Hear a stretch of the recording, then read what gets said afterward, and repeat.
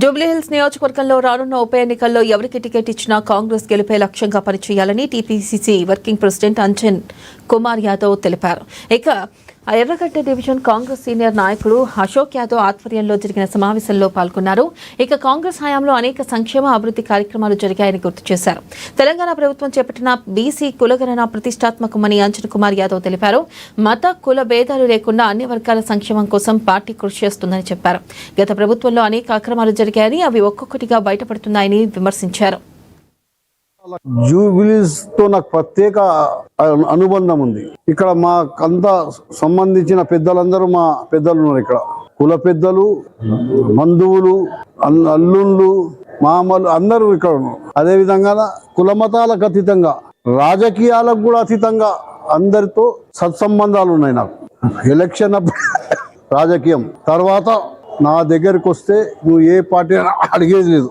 ఎవరు వచ్చినా ఏ పని చెప్పినా అందరి పనులు చేసినా కుల మతాలకు అతీతంగా ఇక్కడ చర్చిలు అభివృద్ధి కానీ, గుళ్ళ అభివృద్ధి కానీ, మసీదుల అభివృద్ధి కానీ అనేక నిధులు ఈ యొక్క జూబ్లీస్ కాన్స్టిట్యూన్సీ షేక్పేట మొదలుకొని ఫస్ట్ అయితే నాకు ఈ యొక్క కాన్స్టిట్యూన్సీ ఇక్కడ బిహెచ్ఎల్ షేర్లింగంపల్లి, కూకుట్పల్లి అల్వాల్ దాకుండే. అప్పుడైనా మేము అదే విధంగా తిరుగుతుంటే అక్కడ అన్ని నియోజకవర్గాలలో అంతే డెవలప్మెంట్ చేసినాం. గుళ్ళకు, గోపురాలకు, మస్జిద్లకు, చర్చిలకు, కుల మతాలకు అతీతంగా చేయడం జరిగింది. ఇప్పుడు కాంగ్రెస్ పార్టీ బై ఎలక్షన్ రావడం చాలా మంది ప్రయత్నిస్తున్నారు.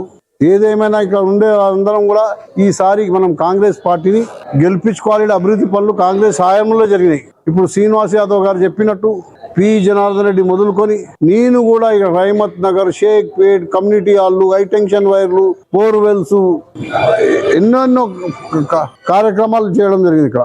అందుకోసం మేము ఇక్కడ కాంగ్రెస్ పార్టీకి బలపరచడాలే కాంగ్రెస్ పార్టీ నుంచి ప్రయత్నం చేస్తున్నాము. ఎవరికి ఇచ్చినా కానీ సీనియారిటీ పట్టుకొని ఎవరు మన హైకమాండ్ ఈరోజు మా ప్రియతమ నాయకుడు మల్లికార్జున్ ఖర్గే గారు, రాహుల్ గాంధీ గారు, సోనియా గాంధీ గారు వాళ్ళందరికీ మేము పరిచయిస్తున్నాం. మేము కూడా